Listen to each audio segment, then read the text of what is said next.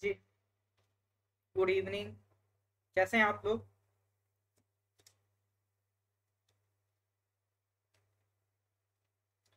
तो जैसे कि टाइटल आपको सजेस्ट कर रहा होगा, इससे पहले एक क्लास हम ऑलरेडी कर चुके हैं। मैंने कहा था करीब 6 लेक्चर्स का पूरा सीरीज रहेगा, जिसमें हम आपका मेंस आंसर राइटिंग की बेसिक्स पढ़ेंगे कि आंसर राइटिंग्स आपको करनी कैसे। पहले तो बताइए, ऑडियो क्लियर है कि नहीं है? देखिए, जो लोग एपी पीसीएस के एग्जाम दे रहे हैं, ठीक है, या और भी फर्दर एग्जाम्स होते हैं फॉरेस्टर वगैरह के, जिसमें एक राइटिंग सेक्शन मांगता है, तो एक प्रॉपर आपको एक बेसिक गाइडेंस जब मिल जाएगी ना कि आंसर लिखना कैसे है, एक प्रॉपर अगर आपकी स्ट्रैटेजी बन जाएगी, फिर आप खुद से भी आंसर राइटिंग आराम से प्रैक्टिस कर पाएंगे। लेकिन हमें पता होना चाहिए ना कि हम सही डायरेक्शन में जा रहे हैं या नहीं जा रहे हैं। तो वही डायरेक्शन आपकी डिसाइड करने के लिए, और कई बार क्या होता है, ये एक नई चीज है, जनरली हम लोगों को नहीं समझ में आती है। तो एक इनिशिएशन आपको देना है।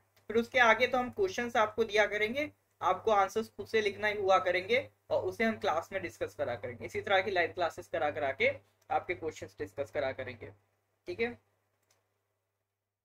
तो अभी लेकिन कुछ 6 क्लासेस हैं, इनमें एक आप मान के चलिए अभी बस हम सिर्फ और सिर्फ गाइडेंस ले रहे हैं।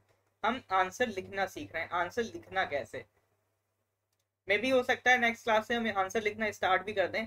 आज मैं कुछ डेमो क्वेश्चंस लेके आया हूँ, ठीक है। कुछ क्वेश्चंस मैंने प्रिपेयर करे हैं, वो ऑलरेडी प्रीवियस एग्जाम्स में आ चुके हैं, ठीक है। प्रीवियस एग्जाम्स में आए हुए क्वेश्चंस हैं, तो उनकी मैं आपको प्रैक्टिस कराऊंगा। देखिए, कंटेंट मार्केट में बहुत है, आपको इधर उधर भटकना नहीं है। और क्वेश्चंस जब भी लगाए ना, तो कोशिश करिए प्रीवियस ईयर क्वेश्चंस पहले प्रेफर करें। इधर उधर के कोचिंग मटेरियल लगाने से बढ़िया प्रीवियस ईयर क्वेश्चंस पहले प्रेफर करें, वो किसी भी एग्जाम के हो इंपॉर्टेंट होते हैं, ठीक है। प्रीवियस ईयर क्वेश्चंस पे ज्यादा टाइम देना होता है।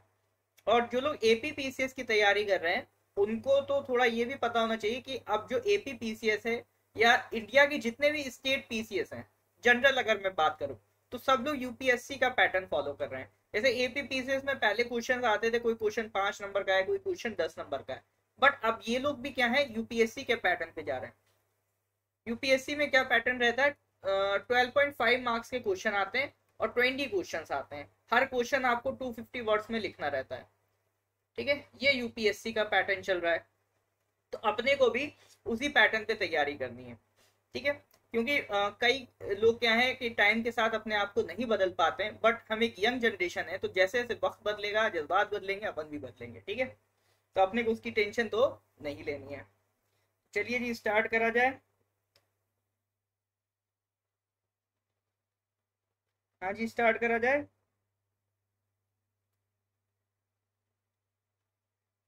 हैप्पी न्यू ईयर टूटर सिरम जी, कैसे हैं आप?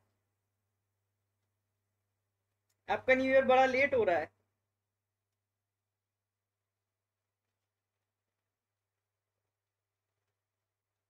बाकी लोगों को मैं बता दूं, टूटर सिरम जी हमारी फ्यूचर की पीसीएस ऑफिसर हैं, ठीक है। तो अभी से आप लोग उनसे दोस्ती वगैरह बना के रखिए, फ्यूचर में काम आएगी।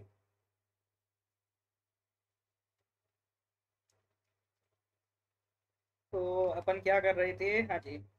चलिए, बाकी लोग आ गए हैं, तो I think we must start. तो ध्यान रखिए टूटर सिरम जी, ठीक है।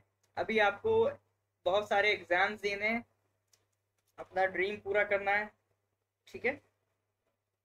चलिए जी, तो अब आप क्लास में आए हैं, तो अब क्लास में डेडिकेशन से स्टार्ट करते हैं। देखिए, कल हम लोगों ने करीब 16 पॉइंट्स डिस्कस किए थे कि आंसर राइटिंग में क्या क्या हम गलतियां करते हैं और क्या क्या हम कर सकते हैं। तो आंसर राइटिंग से रिलेटेड करीब 16 पॉइंट्स हमने डिस्कस किए थे, ठीक है। अब देखिए, अगर एक एस्टिमेट में आपको बताऊं, एस्टिमेट फॉर एग्जांपल जैसे मैंने अभी बताया, एक जो अभी जो जनरल पैटर्न चल रहा है कि 12.5 मार्क्स का क्वेश्चन आता है, ठीक है। 250 वर्ड लिमिट है, और 20 क्वेश्चंस आते हैं, ठीक है। तो इसमें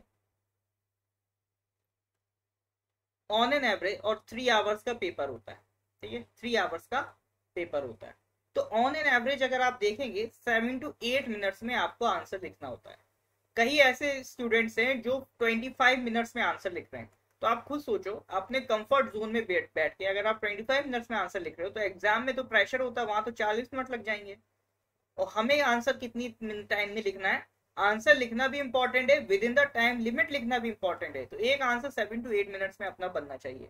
8 मिनट्स का 8 मिनट 1 सेकंड भी नहीं होना चाहिए। ठीक है, तो कोशिश करें कि आंसर इस तरह से लिखने की प्रैक्टिस करें कि विद इन 7 मिनट्स अपना आंसर बन जाए। अभी शुरुआत से नहीं करेंगे कि शुरुआत से 7 मिनट की हैबिट लें, अभी तो पहले फ्रेम करना सीखें आंसर। ठीक है, एक बार जब कंफर्टेबल हो जाए आंसर लिखने में, फिर टाइम पे फोकस करना। पहले जो आपको फोकस करना है कंटेंट में कि लिखना क्या है, उसको बनाना सीखिए। लेकिन साथ ही साथ ये भी याद रखिएगा कि टाइम लिमिट के अंदर लिखेंगे तब आपका आंसर सक्सेसफुल है। ठीक है, टाइम लिमिट अगर अगर अंदर नहीं होता है तो चीज बेकार है फिर। तो चलिए स्टार्ट करते हैं। मैं एक क्वेश्चन लिखता हूँ, फिर हम डिस्कस करते हैं। आपको अटेम्प्ट नहीं करना क्वेश्चन, ठीक है, अभी अटेम्प्ट नहीं करना, अभी बस आप क्वेश्चन देखो। जैसे क्वेश्चन आपका ये है कि कैसे स्टार्ट करते हैं। क्वेश्चन ये है, हाउ डज पार्लियामेंट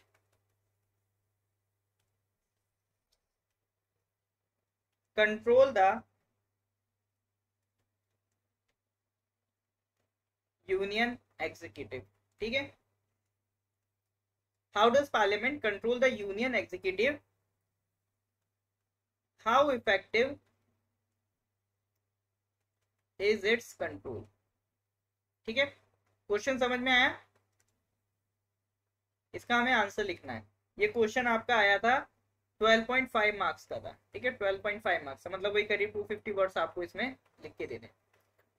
तो how does parliament control the union executive, how effective is it's control. Union executive का मतलब मंत्रियों की बात कर रहा है, मिनिस्टर्स। ठीक है, देखिए पार्लियामेंट्री डेमोक्रेसी में हम पढ़ते हैं ना, executive is responsible to legislative, यानी एग्जीक्यूटिव यानी मिनिस्टर्स हमारे किसके लिए रेस्पॉन्सिबल होते हैं? लोकसभा के लिए। पार्लियामेंट को उन्हें आंसर देना पड़ता है, जो उनसे सवाल पूछे जाते हैं उन्हें जवाब देना पड़ता है। तो इसी से रिलेटेड आपका क्वेश्चन है कि जो यूनियन एग्जीक्यूटिव है, यूनियन एग्जीक्यूटिव बोले तो मिनिस्टर्स, मिनिस्टर बोले तो गवर्नमेंट, तो गवर्नमेंट को या फिर मिनिस्टर्स को या फिर कहीं यूनियन एग्जीक्यूटिव को पार्लियामेंट किस तरह से कंट्रोल करता है। पहली चीज तो ये पूछी।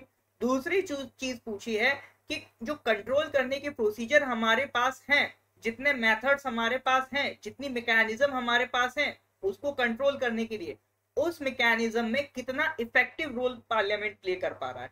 यानी पहली चीज तो वो पूछ रहा है कि पार्लियामेंट को कंट्रोल कैसे कर रहा है ना, और दूसरी चीज वो जो मेथड्स कंट्रोल कर रहा है उस पर आप कमेंट करिए कि वो कितना इफेक्टिव है। अब इसमें पहली बात तो जो इस तरह के कीवर्ड्स पे नहीं ढूंढने में लग जाना कि इलैबोरेट, एक्सप्लेन, कमेंट, इस तरह के कीवर्ड्स ढूंढने नहीं लग जाना है। ठीक है, इस तरह के कीवर्ड्स नहीं ढूंढने हैं हमें। आंसर में क्वेश्चन में से ही दूसरे तरह के कीवर्ड पकड़ने। तो कोई आप लोग कमेंट करके बताइए क्या क्या कीवर्ड्स हो सकते हैं। ठीक है, मतलब इनमें से अगर आप क्वेश्चन को समझो तो क्या लगता है किस किस पॉइंट्स पे हमें बात करनी चाहिए।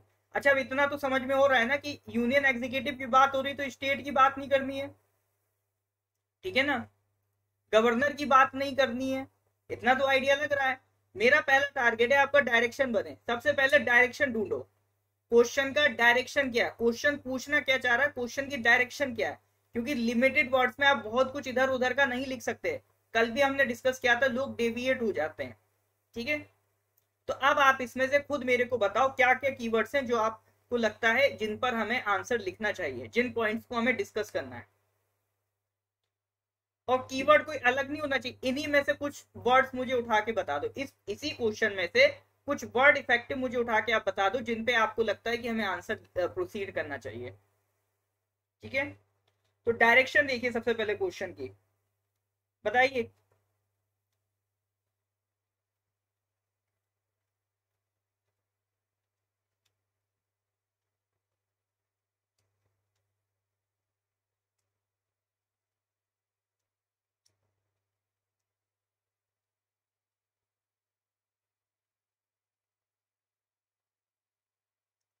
इस क्वेश्चन में से कौन कौन से ऐसे वर्ड्स हैं जो आपको लगता है जिन पे हमें क्वेश्चन प्रोसीड करना चाहिए।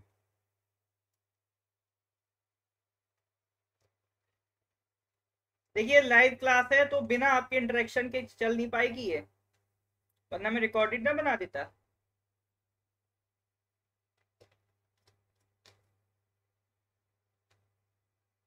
ऑलराइट, टोटल सीरम जी बता रहे हैं, बाकी लोग बताइए।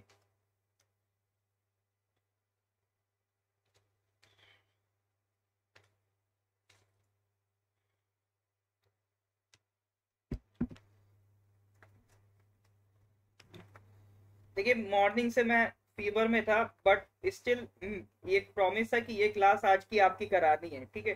तो फिर भी मैं जैसे तैसे इसको कर रहा हूँ, तो ये अब आपकी जिम्मेदारी बनती थी कि इस क्लास को फ्रूटफुल बनाए अपने लिए, ठीक है। अपने लिए बनाए, मैं ये नहीं कर रहा हूँ मेरे लिए बनाए, अपने लिए बनाए। ऑलराइट, विनोन बता रहे हैं कुछ, बहुत बढ़िया। कादुम जी, आपने जो पॉइंट पकड़ा है ना, वो बहुत कम लोग पकड़ पाते हैं। हाँ जी, इतना तो देखिए जनरल है कि पार्लियामेंट, एक वर्ड हो गया पार्लियामेंट, एक वर्ड हो गया कंट्रोल, एक वर्ड हो गया यूनियन एग्जीक्यूटिव, एक वर्ड हो गया इफेक्टिव। कितने? एक, दो, तीन, चार, ठीक है। चार वर्ड हमें मिल गए, parliament, control, union executive, effective. तो कंट्रोल और इफेक्टिव ये वर्ड्स लोग जनरली स्किप कर देते हैं, इनको भूल जाते हैं, ठीक है।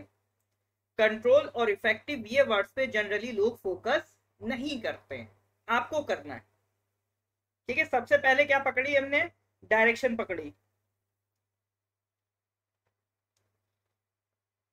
चलिए, तो सबसे पहले अपन ने क्या करा? सबसे पहले हमने कीवर्ड्स उठा लिए, पार्लियामेंट उठा लिया, कंट्रोल उठा लिया, यूनियन एग्जीक्यूटिव उठा लिया और इफेक्टिव उठा लिया, ठीक है। चलिए, तो अब हम आंसर में लिखना क्या है। देखो सबसे पहली चीज तो वो दो क्वेश्चन पूछ रहा है। एक तो ये पूछ रहा है कंट्रोल कैसे करते हैं यूनियन एग्जीक्यूटिव को, और वो इफेक्टिव कितना है। यानी पहली चीज क्या पूछ रही? हाउ, कैसे कर रहे हैं। और दूसरी चीज क्या पूछ रहा है? इफेक्टिव कितना है वो कंट्रोल, ठीक है। इतना तो हमें समझ में आ गया, तो ये दो चीजें लिखनी है, ठीक है।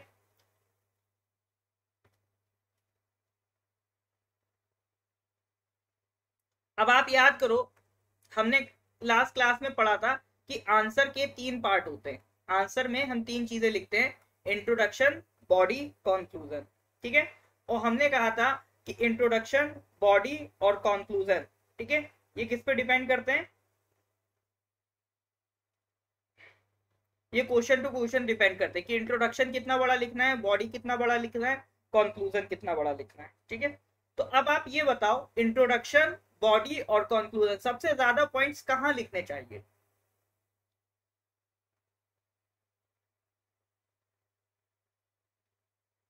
सबसे ज्यादा पॉइंट्स हमें कहाँ लिखने चाहिए?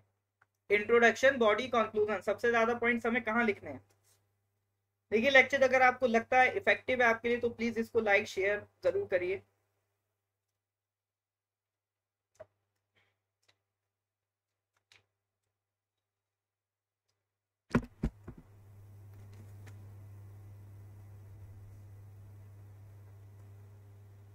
हाँ जी, बॉडी पे बोल रहे हैं। कंक्लूजन में क्या लिखेंगे भैया? कंक्लूजन में क्या लिखेंगे? जो हाउ वाला पार्ट है ना, ये तो आपका आ जाएगा, चलो इंट्रोडक्शन के बाद बॉडी में आ जाएगा, तो बॉडी तो आपको थोड़ा ज्यादा लिखनी पड़ेगी। इंट्रोडक्शन सबसे कम होगा, ठीक है, इंट्रोडक्शन सबसे कम लिखना है, बॉडी में थोड़ा ज्यादा होगा, और सबसे ज्यादा जो आपको लिखना है वो कंक्लूजन लिखना है, क्योंकि कंक्लूजन में वो बात कर रहा है इफेक्टिव, कितना इफेक्टिव है, ठीक है, कितना इफेक्टिव है। तो इसका मतलब आपको कंक्लूजन थोड़ा बड़ा लिखना है। कंक्लूजन और बॉडी ये थोड़ा सा बड़ा रहेगा, इंट्रोडक्शन छोटा रहेगा इस क्वेश्चन में। लिखते हैं, ठीक है। तो कंक्लूड में हमें इफेक्टिवनेस लिखनी की, उसे कितना हम इफेक्टिव है।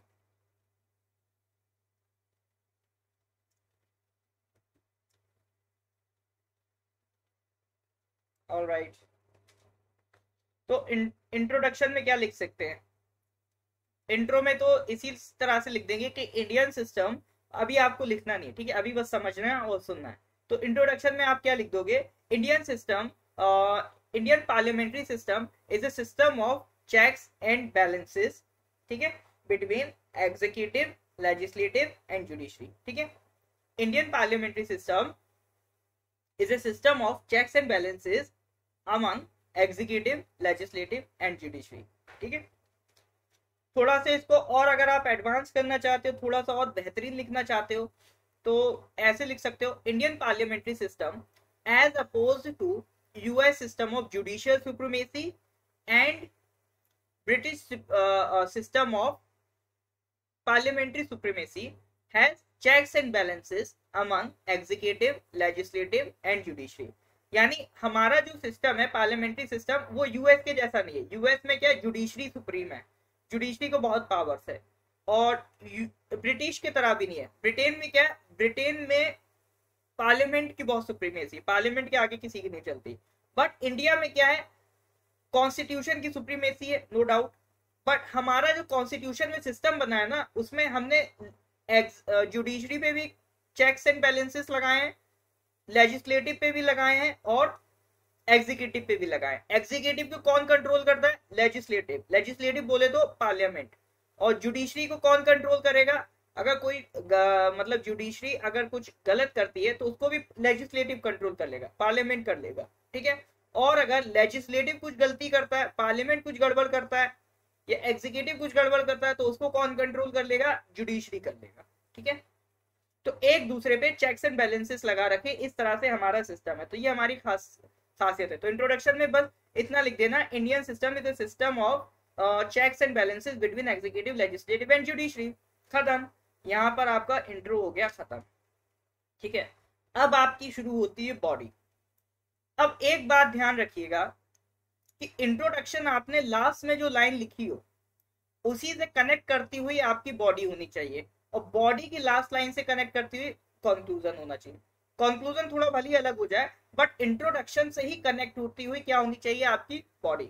बॉडी के बाद में आप बीच बीच में पॉइंट्स अलग डाल दो, लेकिन जो लास्ट लाइन होनी चाहिए इंट्रोडक्शन की और जो फर्स्ट लाइन होनी चाहिए बॉडी की, ये क्या होनी चाहिए, कनेक्टिंग होनी चाहिए, ठीक है। तो हमने क्या लिखा, Indian system is a system of checks and balances between executive, legislative and judiciary। यहाँ पे खत्म करा हमने इंट्रोडक्शन। तो यहीं से हम क्या करेंगे, बॉडी की स्टार्टिंग करेंगे। यहाँ तक कोई दिक्कत तो नहीं आ रही। जैसे मूवी होता है ना, सीन 1 सीन 2 सीन 3 सब कनेक्टेड होते हैं, ऐसा तो नहीं है ना कहीं से कुछ भी चल के आ रहा। तो उसी तरह से इंट्रोडक्शन और बॉडी कनेक्ट होनी चाहिए।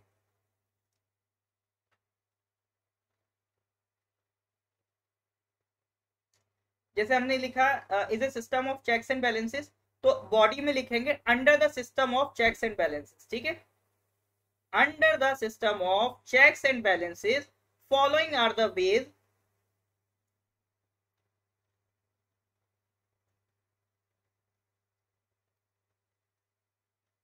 under the system of checks and balances following are the ways by which parliament controls union executive, ठीक है। क्या लिख दोगे, under the system of checks and balances following are the ways by which parliament controls executive, union executive. फिर आपको क्या है, point wise एक एक करके, मतलब वो एक्सप्लेन नहीं करने, ठीक है। यहाँ पर पॉइंट्स एक्सप्लेन नहीं करने, बस एक एक लाइन में सारे पॉइंट्स लिखते जाओ जहां पर आपको लगता है कि जिस तरह से पार्लियामेंट चेक करती है, रोकती है यूनियन एग्जीक्यूटिव की आर्बिट्ररीनेस को, ठीक है। अब देखो ये वाला जो पार्ट है, बॉडी वाला पार्ट, अब ये मेन कंटेंट है आपका, ठीक है। इंट्रोडक्शन की जो लाइन है जनरल सी है, आपने नहीं भी पढ़ा होगा तो भी लिख दोगे। बट अब जब आपको लिखना है कि क्या क्या प्रोसीजर है, क्या क्या मैकेनिज्म है जिसके थ्रू चेक्स एंड बैलेंसेस लगाए जाते हैं यूनियन एग्जीक्यूटिव पे, तो ये आपको तभी क्लियर होगा जब आपने पॉलिटी में पार्लियामेंट वाला पार्ट अच्छे से पढ़ा होगा, ठीक है। तो वो चीज तो आपकी जब आप कंटेंट पूरा पढ़ लोगे तब आपकी डेवलप हो जाएगी, ठीक है। तो हमें अभी इसीलिए मैं कह रहा हूँ प्रोसीजर पे फोकस करिए, ठीक है। क्या करना है, प्रोसीजर पे फोकस करना है कि शुरू कैसे करें। तो इंट्रोडक्शन हो गया, इंट्रोडक्शन से कनेक्ट करके लिख दिया बॉडी। अब बॉडी में क्या है, वो पॉइंट्स बताओ जहां पर आपको लगता है कि पार्लियामेंट कंट्रोल्स यूनियन एग्जीक्यूटिव।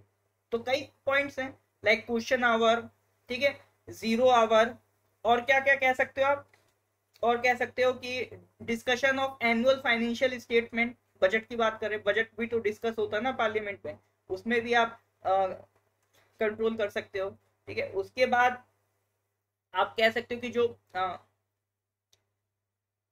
हाँ जो आपकी ये फाइनेंस कमीशन की रिपोर्ट टेबल होती है पार्लियामेंट में, मतलब इस तरह से कह सकते हो, tabling of the report of finance commission between both the houses of parliament, ठीक है।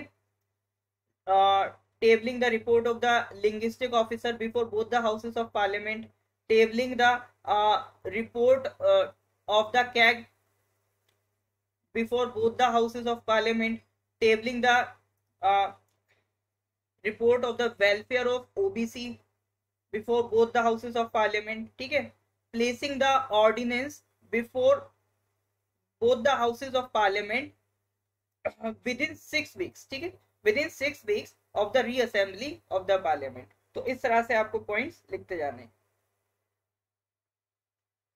भैया चेक्स एंड बैलेंसेस का मतलब ये होता है कि सब एक दूसरे पे नजर बना के रखें। चेक्स एंड बैलेंसेस का मतलब है सब लोग क्या है, एक दूसरे पे नजर बना के रखें कि 3 पावर ऑर्गन्स है हमारे पास, एग्जीक्यूटिव, लेजिस्लेटिव, जुडिशरी।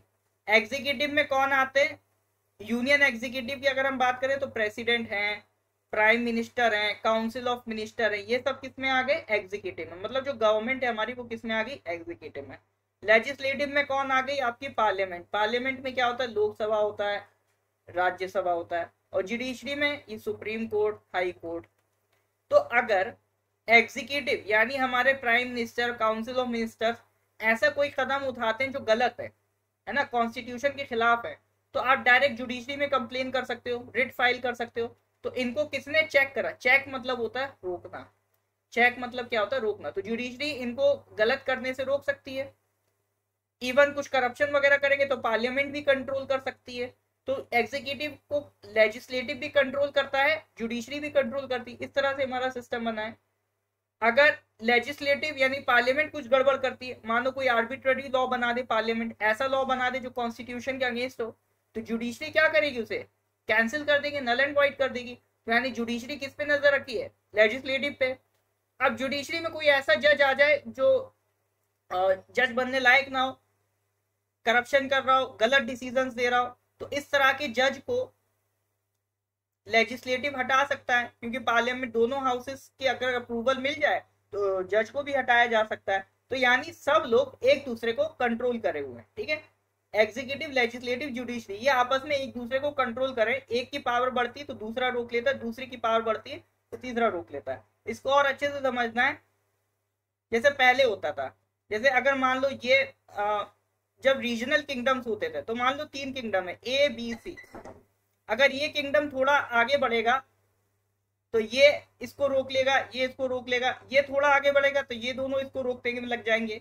अरे हमारे पड़ोसी समझ लो, पड़ोसी भी क्या करते हैं, एक आदमी या एक पर्सन आगे बढ़ा तो बाकी सब उसको रोकने में लग जाते हैं। तो वो सिस्टम कहलाता है आपका चेक्स एंड बैलेंसेस। कानून क्लियर है कि नहीं है, चेक्स एंड बैलेंसेस अब, ठीक है। मेरे ख्याल से इससे ज्यादा कोई क्या ही समझाएगा, इतने में हो जाना चाहिए एज आई सपोज। बताइए क्लियर है कि नहीं चेक्स एंड बैलेंसेस। हाँ जी, तो हम क्या बात कर रहे थे क्वेश्चन में कि सबसे पहले तो हमने इंट्रो लिख दिया, बॉडी में लिख दिया। बॉडी में हमने वो सारे पॉइंट्स लिख दिए जिसके थ्रू आपका पार्लियामेंट कंट्रोल करता है एग्जीक्यूटिव को।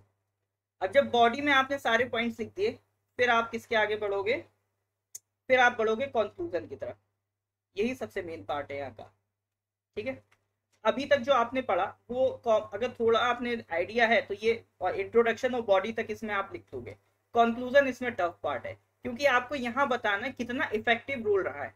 और कंक्लूजन ही आपका इसलिए गड़बड़ होता है क्योंकि देखिए बॉडी में क्या लिखा, आपने फैक्ट लिखे, जो किताब में पढ़ा वही उठा के आपने उसमें छाप दिया, ठीक है। अपने मन से तो कुछ नहीं बनाया।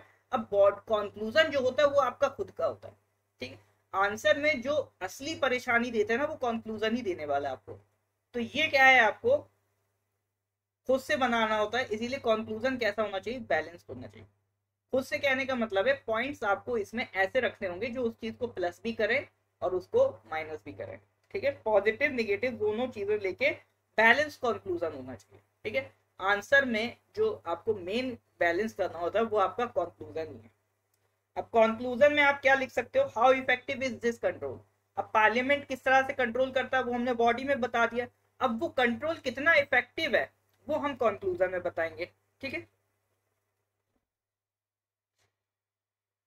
तो हम इस तरह का पॉइंट लिख सकते हैं कि जब से हमारा कॉन्स्टिट्यूशन इनेक्ट हुआ है तब से लेकर अभी तक हमने एक बैलेंस बना के रखा है चेक्स एंड बैलेंसेस का between union and executive. But कभी कभी ऐसा हो जाता है, ठीक है। अब अभी तो आपने नॉर्मल बात बोल दी, फिर आप लिखोगे कि कभी कभी ऐसा हो जाता है, बट जब सरकार हैवी मेजोरिटी में होती है, जैसे अभी जब सरकार ज्यादा मेजोरिटी में होती है, तो वो क्या करती है, वो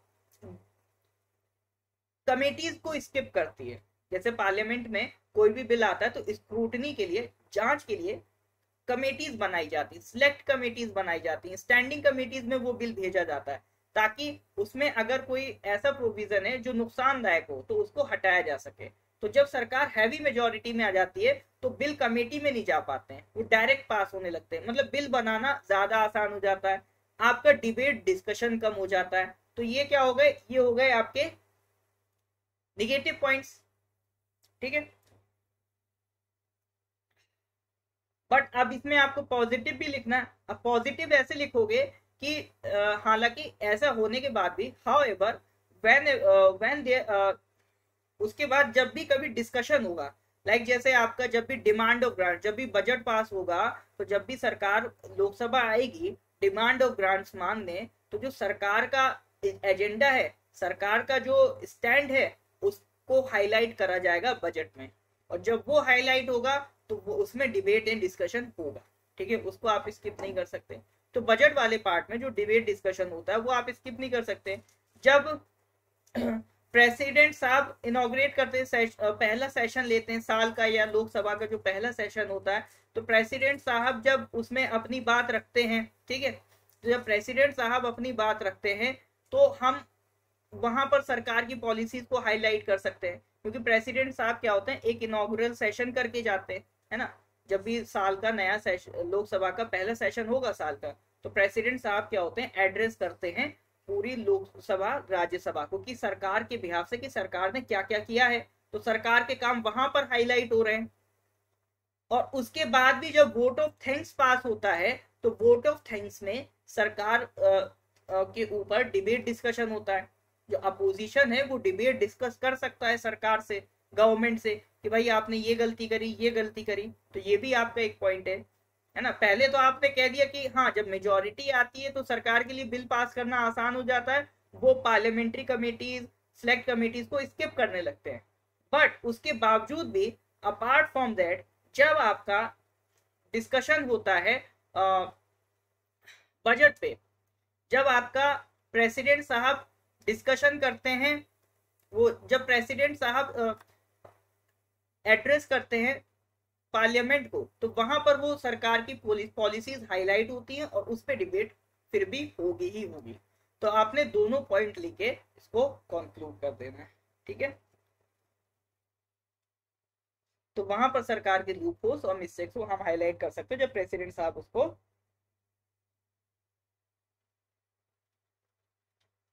हाँ एड्रेस करेंगे। हाँ जी। तो कुछ क्लियर हुआ कि नहीं, यस और नो, कुछ क्लियर हुआ कि नहीं।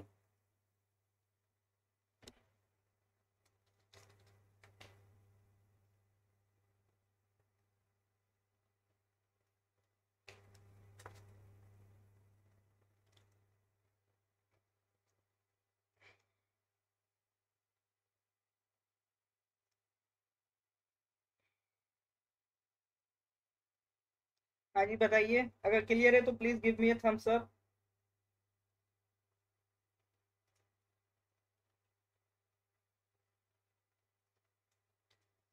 अरे भाई शर्माते बहुत हैं आप लोग, आंसर जल्दी रिप्लाई नहीं कर रहे हैं। बताइए, कुछ आइडिया लगा कि नहीं लिखा, कैसे करना शुरू।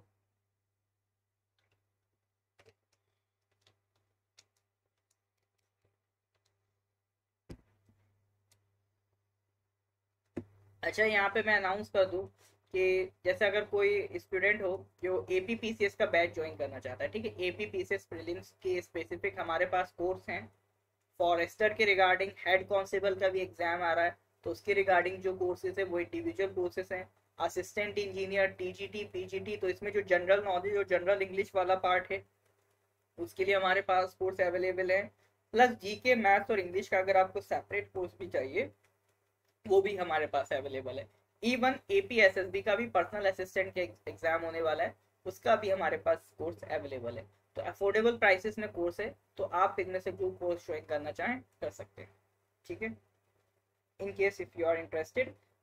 या फिर अगर आपको कोई क्वेरी हो, आपको कोई डाउट हो, ठीक है, आपको कोई काउंसलिंग चाहिए तो भी आप हमसे बात कर सकते हैं, ठीक है। इवन अगर आपको जैसे ग्रुप में ऐड होना हो, अगर आप ये क्लास अटेंड कर रहे हो और आप चाहते हैं इस तरह की जो लाइव क्लासेस है जो हम लोग फ्री क्लासेस कराते रहते हैं, तो उसके रिगार्डिंग अगर आपको लिंक्स वगैरह रेगुलर चाहिए तो हमारा एक फ्री व्हाट्सएप ग्रुप भी है, हम आपको उसमें भी ऐड कर सकते हैं। तो आपको सिंपली यहाँ पर व्हाट्सएप नंबर दिख रहा होगा, यहाँ पे कोर्स भी चल रहे होंगे और यहाँ पर आपको एक व्हाट्सएप नंबर भी दिख रहा होगा 8076535685। तो कोर्स के रिगार्डिंग या free study material, free live class या कोई भी डाउट काउंसलिंग वगैरह के लिए अगर आपको कोई भी प्रॉब्लम हो तो इस नंबर पर आप व्हाट्सएप कर सकते हैं, ठीक है, 8076535685। ऑलराइट, चलिए, कोई डाउट तो नहीं है, कुछ पूछना हो कि सर ये कैसे हुआ, ये कैसे हुआ? अभी आंसर लिखने की कोशिश मत करना है, ठीक है, अभी बस आप सुनो कि किस तरह से आप क्या क्या लिखना होता है आंसर में, अभी बस सुनो, ठीक है। आंसर की मे भी देखिए नेक्स्ट क्लास में करते हैं प्रैक्टिस शुरू। चलिए, एक और क्वेश्चन करते हैं।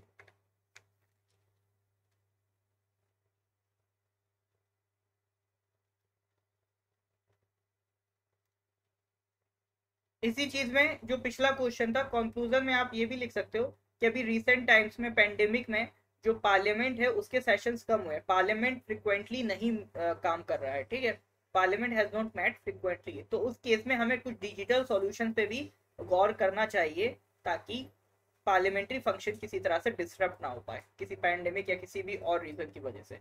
पार्लियामेंट्री प्रोसीडिंग्स को और इफेक्टिव हमें बनाने की जरूरत है। ये सब भी लाइन आप ऐड कर सकते हैं करंट अफेयर्स की। चलिए नेक्स्ट क्वेश्चन पे आते हैं। Discuss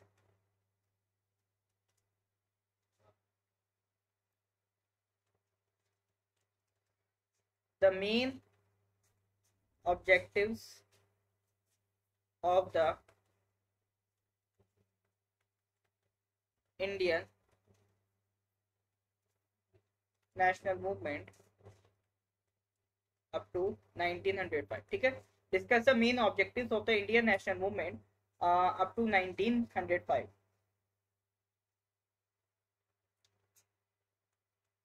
What were the basic weaknesses during the period? बताइए। Discuss the main objectives of the Indian national movement up to 1905. What were the basic weaknesses during the period? बताइए।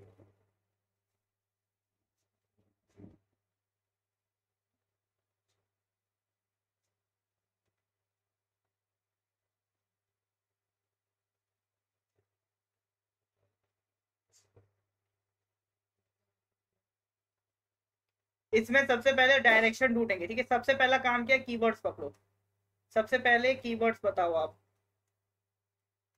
अब देखो पिछला आंसर जो हमने डिस्कस किया ना, जितने पॉइंट्स हाईलाइट करे थे क्या उससे बाहर आंसर गया था? नहीं गया था, ठीक है, उतने ही पॉइंट्स में हमने आंसर को घुमाया है। तो इसीलिए कीवर्ड्स हाईलाइट करना जरूरी है। आप एग्जाम में क्या कर सकते हो, या तो साइड में लिख लो कीवर्ड्स, या फिर इसी तरह से पेन से जैसे हम अंडरलाइन कर रहे हैं अंडरलाइन कर लो, ताकि आपको आइडिया रहे। बार बार चेक करते रहो कि ऐसा तो नहीं हम उससे डेविएट हो रहे हैं, क्योंकि एक छोटी सी गलती आपको पूरा एग्जाम खराब कर सकती है, ठीक है। तो ये चेक करते रहो कहीं आप डेविएट तो नहीं हो रहे वहां से। तो इसीलिए हमारे लिए कीवर्ड्स इंपॉर्टेंट है, ताकि हमें पता चलता रहे कि जो पूछा है हम उसी के रिगार्डिंग आगे बढ़े, इधर उधर ना भटके। तब यहाँ पर आपको कीवर्ड्स बताने मेरे को, बताइए।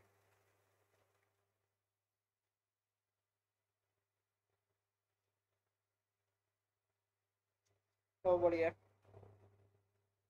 ठीक है, और लोग बताइए।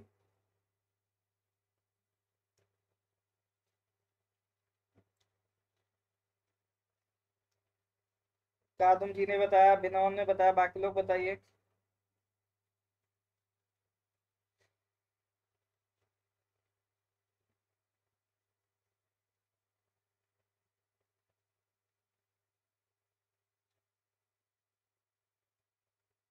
हाँ जी, ऑलराइट। Take your time.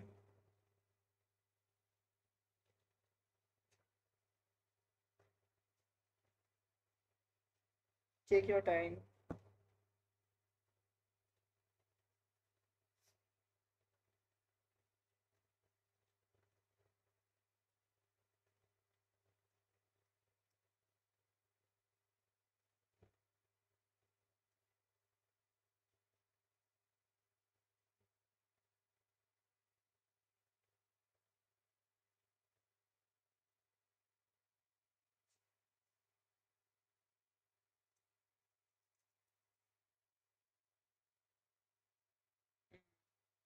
और लोग बताइए।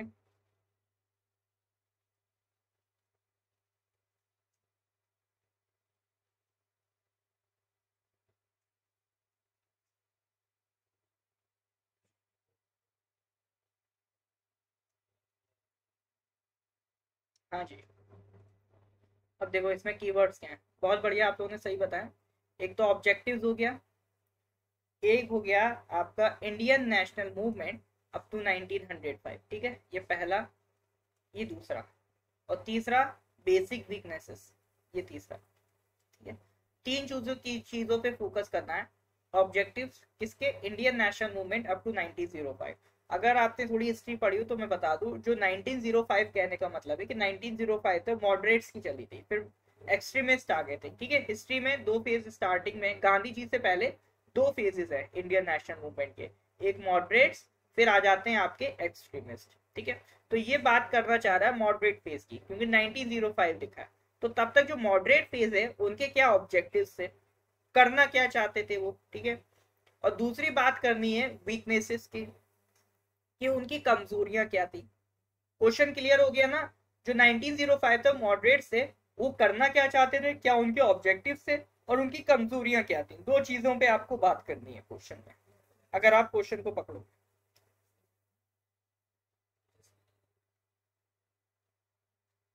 समझ गए?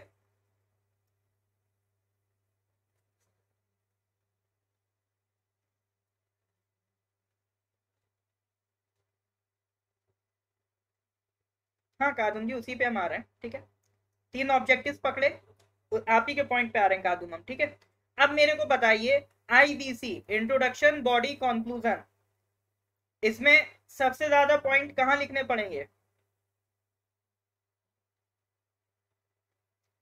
या कह दो, जैसे पिछली बार क्या था, कंक्लूजन बड़ा लिखा था, तो इस बार कंक्लूजन कैसा, छोटा की बड़ा? सबसे ज्यादा पॉइंट कहाँ लिखने पड़ेंगे, क्या लगता है? अब देखो इसमें क्या है, कंपेयर टू पिछला क्वेश्चन, पिछला क्वेश्चन क्या था? पिछला क्वेश्चन था how effective is it's control. तो यहाँ पे आपको इफेक्टिवनेस की बात करनी थी, यानी इसमें आपको अपना दिमाग भिड़ाना था, यानी इसमें कंक्लूजन थोड़ा सा बड़ा होगा, क्योंकि इफेक्टिवनेस किस में डालोगे? कंक्लूजन में। अब यहाँ क्या है, ये वीकनेसेस की बात कर रहा है। अब भैया वीकनेस आप अपने हिसाब से तो सोच के लिखोगे नहीं, ये सब क्या होंगे, ये फैक्चुअल जानकारी है। ठीक है, ये सब क्या है? फैक्चुअल। ये पूरा क्वेश्चन फैक्चुअल है, इसमें आपको कोई डायनेमिक या अपनी तरफ से कुछ एक्स्ट्रा पार्ट ऐड नहीं करना है। ये टोटली फैक्चुअल सवाल है कि आपको ऑब्जेक्टिव्स बताने, वीकनेस बतानी है। ठीक है, तो इसमें कंक्लूजन की तो जरूरत है ही नहीं, तो कंक्लूजन लिखेंगे बट बहुत छोटा कंक्लूजन। ठीक है, कंक्लूजन क्या लिखेंगे, जैसे से वीकनेस बोला है ना, तो बॉडी तो आपका वीकनेस में आ जाएगी, क्या क्या वीकनेस थी, और कंक्लूजन थोड़ा सा आप छोटा कर दो, कंक्लूजन में बस उसी चीज को बैलेंस कर देना। मतलब ये नहीं कहने लगा, हाँ मतलब ये नहीं करने लगना कि कंक्लूजन में लिख दो कि सही बोले, बिल्कुल बहुत वीक थे, ये सब नहीं करना है आपको। बॉडी में तो वीकनेस लिखनी पड़ेगी, मतलब बॉडी अपनी निगेटिव हो रही है। ठीक है, बॉडी क्या हो रही है? निगेटिव हो रही है। अब उसको आंसर बैलेंस करना, तो कंक्लूजन थोड़ा सा पॉजिटिव कर देना, लेकिन कंक्लूजन में ज्यादा वर्ड्स नहीं आएंगे। ठीक है, क्योंकि उसने वीकनेस पे फोकस कर दिया है, तो हमें मेन किस पे फोकस करना है? वीकनेस पे। हर एक क्वेश्चन में एक क्वालिटी कंटेंट होगा, उसी के मेन नंबर होते हैं। जैसे पिछले क्वेश्चन में था आपका, एक तो कंक्लूजन इंपॉर्टेंट था कि किस तरह से कंट्रोल कर रहा है, इसमें क्या इंपॉर्टेंट है? वीकनेस। अब जैसे कादुम जी पूछ रहे हैं कि हमें इंट्रोडक्शन से स्टार्ट करना है या फिर डायरेक्ट वीकनेस बतानी है। देखिए, इंट्रोडक्शन तो देना पड़ेगा। ठीक है, इंट्रोडक्शन में हम वही बताएंगे कि इंडियन नेशनल मूवमेंट 1905 को थोड़ा इंट्रोड्यूस करेंगे, फिर हम बॉडी में वीकनेस लिखेंगे, फिर कंक्लूजन लिखेंगे। अब इंट्रोडक्शन आप ऐसे लिख सकते हो कि Indian national movement started in around 1884, है ना, initiated on at the advent of Indian National Congress, मतलब जब इंडियन नेशनल कांग्रेस बनी थी, was moderate in its initial phase, ठीक है।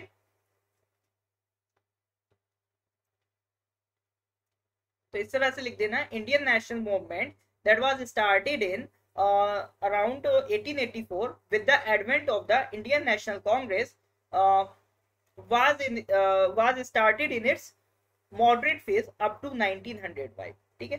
तो अप टू 1905 ये किस फेज में थी, मॉडरेट फेज में थी।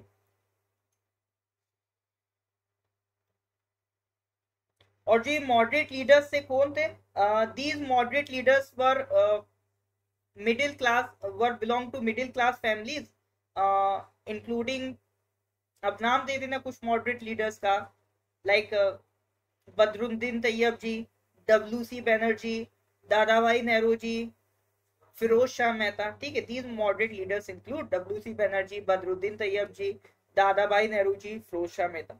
इतना इंट्रोडक्शन दे दिया, ठीक है। आपने पहले क्या डिफाइन कर दिया, Indian national movement up to 1905। अब एक बार आपने इंट्रोडक्शन दे दिया, अब क्या बताओगे आप, अब आप बताओगे मेन ऑब्जेक्टिव्स। अब इसके दौरान मेन ऑब्जेक्टिव्स क्या थे, क्योंकि क्वेश्चन पढ़ो, क्वेश्चन में वो क्या पूछ रहा है, मेन ऑब्जेक्टिव्स पूछ रहा है। तो इंट्रोडक्शन खत्म करके अब किस पे आ जाओ, मेन ऑब्जेक्टिव्स पे। अभी वीकनेस पे भी आएंगे, बट पहले हमें क्या लिखना है, ऑब्जेक्टिव्स क्या थे। तो वो ऑब्जेक्टिव्स में वही सब आप लिख देना। इकोनॉमिकल ऑब्जेक्टिव्स थे कि इकोनॉमी को हमें बढ़ाना है, ठीक है। एडमिनिस्ट्रेटिव ऑब्जेक्टिव्स थे कि एडमिनिस्ट्रेशन, हमें सेल्फ कंट्रोल मिलना चाहिए, डोमिनियन स्टेटस की मांग होती थी। पॉलिटिकल ऑब्जेक्टिव्स थे कि पॉलिटिक्स में हमें जगह मिलनी चाहिए, हमारे लोगों को पॉलिटिक्स में उतारना चाहिए। इकोनॉमी पे सरकार को ध्यान देना चाहिए। तो इकोनॉमिकल ऑब्जेक्टिव थे, एडमिनिस्ट्रेटिव ऑब्जेक्टिव थे, और क्या थे, पॉलिटिकल ऑब्जेक्टिव थे। तो ये आप अपने क्या लिख दोगे, ये लिख दोगे, during this phase the main objectives was, ठीक है, द मेन ऑब्जेक्टिव्स वर ये सब। हाउएवर, फिर लिख दोगे, भैया ना कंटिन्यूटी मेंटेन होनी चाहिए, ठीक है। However there were some weaknesses, they were not able to fulfill objectives, ठीक है। However, there were few weaknesses,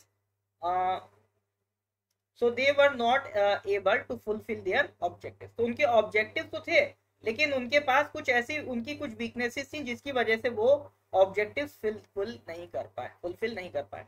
अब जो weakness वाला पार्ट है ना, यही आपका मेन है, ठीक है। weakness वाला पार्ट ही आपका यहाँ पर मेन है। वीकनेस में क्या आप कहोगे, सबसे पहली बात, वो मास से नहीं जुड़े थे, मतलब मेजॉरिटी पीपल, मतलब एक आम जनता जो भीड़ है उससे नहीं जुड़े थे। इवन पहले मास लीडर हमारे जो बने थे, गांधी जी बने थे, जिन्होंने एक बड़े मास को अपने साथ जोड़ा था, इसीलिए गांधी जी को हम बहुत मानते हैं, ठीक है। तो no affiliation with the mass population, ये कह सकते हो आप, ठीक है। No rural population was included. ये सब लोग जो थे, आप याद करो मैंने शुरू में क्या बोला, they were belong to middle class intellectual families, ठीक है। मिडिल क्लास जो इंटेलेक्चुअल फैमिलीज थी उनसे बिलोंग करते थे। तो इनका रूरल पीपल से कोई कनेक्शन नहीं था, इनके अपने खुद के पॉलिटिकल एजेंडा थे, और इन्होंने जो सिचुएशन थी, रियलिटी की जो सिचुएशन थी, उसको उतना बेटर नहीं समझ पाए थे जितना गांधी जी ने समझ लिया था। गांधी जी की क्लियरिटी थी, ठीक है। जैसे अभी पीसीएस की क्लास में हमारी पॉलिटी की क्लास होती है, तो उसमें मैं जब हिस्टोरिकल बैकग्राउंड पढ़ाता हूँ तो ये बताता हूँ कि गांधी जी की खास बात यही थी कि उन्होंने आते ही ये समझ लिया था कि अंग्रेजों को भगाना कैसे। उन्होंने देख लिया था कि भैया ये जो ब्रिटिशर्स हैं, ये लॉ बना बना के हम पे रूल कर रहे हैं, ये एक्सपर्ट हैं लॉ बनाने में, तो हमें इनसे जो लड़ना पड़ेगा, लॉ की लैंग्वेज में लड़ना पड़ेगा, हमें लॉज अपने हिसाब से बनवाने पड़ेंगे। इन्होंने कोई हम पे बंदूक दिखा के तो कैप्चर नहीं किया था, लॉज इस तरह से बनाते गए, धीरे धीरे हम इनकी कॉलोनी बनते चले गए। तो गांधी जी ने समझ लिया था कि ब्रिटिशर्स से बंदूक से तो काम चलेगा नहीं, ये लॉज की भाषा समझते तो हम भी कानून की भाषा में इनसे लड़ेंगे। तो धीरे धीरे जो गवर्नमेंट ऑफ इंडिया 1909 आया, 1919 आया, 1935 आया, वो क्या थे, वो यही सब अफोर्ड थे। और यही गांधी जी का टारगेट था कि ऐसे करते करते धीरे धीरे हम फेडरेशन बनेंगे, डोमिनियन बनेंगे, आजादी ले लेंगे। तो जो रियलिटी सिचुएशन है वो इन्होंने उतनी बेटर नहीं समझ पाई थी। They were not able to understand the reality situation as well as Gandhi ji did, ठीक है। ये सब इनकी कुछ वीकनेसेस थी। तो वीकनेसेस कंप्लीट कर दी आपने, फिर अब आप चले आओ कंक्लूजन पे।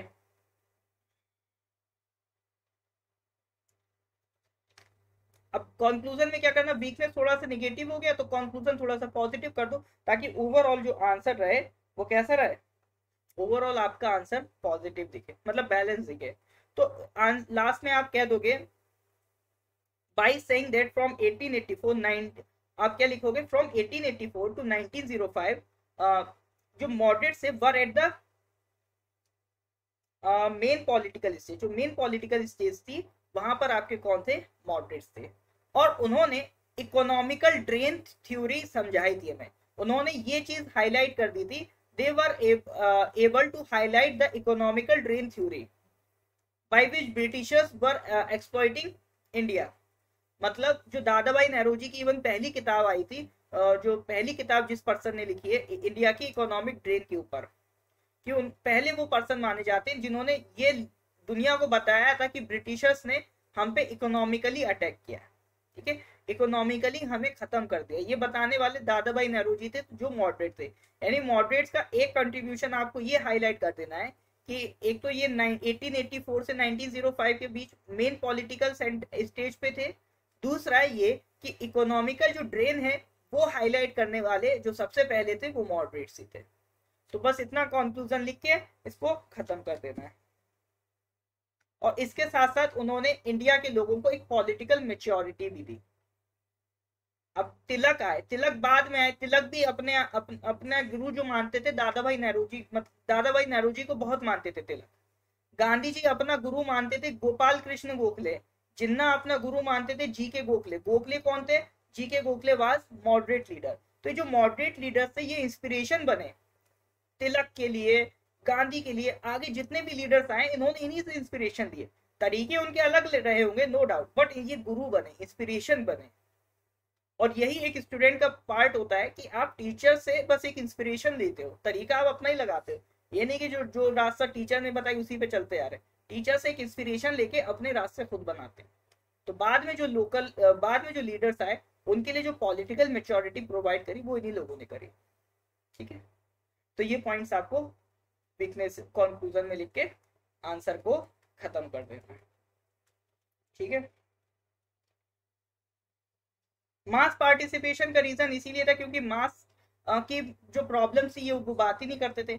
अब गांधी जी आए, गांधी जी ने ये थोड़ी ना कहा कि हमें आजादी चाहिए। अब गांधी जी जो थे वो जनता की बात करते थे। गांधी जी गए, गांधी जी ने पूछा तुम क्यों परेशान हो। अब जनता इसलिए परेशान नहीं कि हम पे ब्रिटिशर्स रूल कर रहे हैं, जनता इसलिए परेशान है कि गांधी जी ये लोग हमसे टैक्स लेते हैं, टैक्स से हमारा बड़ा नुकसान हो जाता है, नमक पे टैक्स लगा देते हैं, सॉल्ट टैक्स। तो गांधी जी ने कहा ही नहीं हम तुम्हारी आजादी के लिए लड़ रहे हैं, गांधी जी ने कहा हम तुम्हारे सॉल्ट टैक्स के लिए लड़ रहे हैं, ठीक है। तो जो गांधी जी के तरीके थे वो इस तरह के थे कि जो गांव के लोग हैं उनकी जो डेली रोज की परेशानियां उसे हाईलाइट करो और उनको एक प्लेटफॉर्म पे लेके आओ। ये लोग क्या थे, डायरेक्ट आजादी आजादी डोमिनियन स्टेटस बड़ी बड़ी बातें करते थे जो आम आदमी नहीं समझ पाता था। और पहली बात इन्होंने स्टार्ट करी है, जो स्ट्रगल मूवमेंट है वो मॉडरेट्स के टाइम पे स्टार्ट हुई है। तो पहले तो लोगों को समझने ही में टाइम लग गया कि ये स्ट्रगल होती क्या है, ये मूवमेंट हमें क्यों करनी है। वरना ब्रिटिशर्स ने तो इतना फील करा दिया था कि इंडियंस को लगता था कि हम गुलाम बनने के लिए पैदा हुए हैं, ठीक है। तो जो दिमाग खोलने का काम है वो मॉडरेट्स ने किया। अब जब दिमाग खुल गया फिर वो गांधी जी के साथ हो लिए, तो फिर गांधी जी आ गए, ठीक है। देखिए 1857 का रिवोल्ट हमने इसलिए नहीं लिखा है क्योंकि आप क्वेश्चन की लैंग्वेज पकड़िए। क्वेश्चन में कह रहा है main objectives of the Indian national movement up to 1905। तो 1905 लिख गया, इसका मतलब वो मॉडरेट्स की बात कर रहा है, क्योंकि 1905 में आपके कौन खत्म हो गए, मॉडरेट्स एंड हो गए, ठीक है। फिर वहां से नई राजनीति शुरू होती है एक्सट्रीमिस्ट की। तो 1905 तक आपके जो पावर में थे वो मॉडरेट्स थे। और जो मॉडरेट्स थे उन्होंने इंडिया के लिए फाइट किया। उससे पहले जो फाइट हुआ है 1857 रिवोल्ट, ठीक है, 1857 रिवोल्ट एज ए नेशन के लिए रिवोल्ट नहीं हुआ था। वो जितने भी राजा वगैरह थे वो सब अपने अपने प्रिंसली स्टेट के लिए फाइट कर रहे थे, है ना। जितने भी राजा वगैरह थे वो अपने प्रिंसली स्टेट के लिए फाइट कर रहे थे। फिर उन्होंने ये डिसाइड कर लिया कि सब मिल के फाइट करते हैं, तो बस वो 1857 रिवोल्ट बन गया। बट ये ऐसा नहीं था किसी एक यूनाइटेड कंट्री के लिए फाइट कर रहे थे, ये थोड़ा सा ध्यान रखिएगा। जो यूनाइटेड कंट्री की फाइट है वो आपकी 1884 में ये मॉडरेट्स ही शुरू करेंगे, ठीक है। इसलिए हम लोग 1857 रिवोल्ट के बारे में यहाँ बात नहीं कर रहे हैं। और कोई डाउट?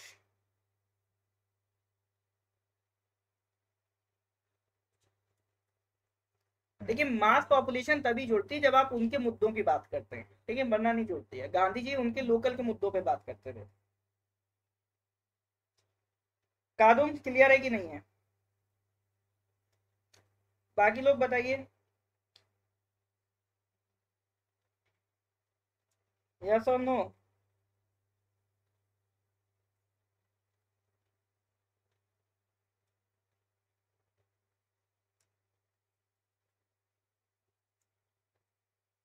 कानून क्लियर है ना आपको? क्लियर है तो यस कह दीजिए एक बार, अगर क्लियर है तो।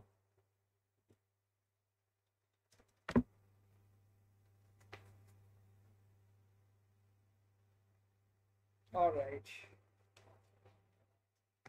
नहीं, आपने लिखा ना नो सर, तो मैं कहूँगी क्लियर नहीं हुआ क्या? बाकी कोई बताइए, बाकी कोई डाउट, बाकी किसी का कोई प्रॉब्लम? तो अब लग रहा है कुछ कि नहीं लग रहा है? कुछ फर्क लग रहा है कि नहीं लग रहा है?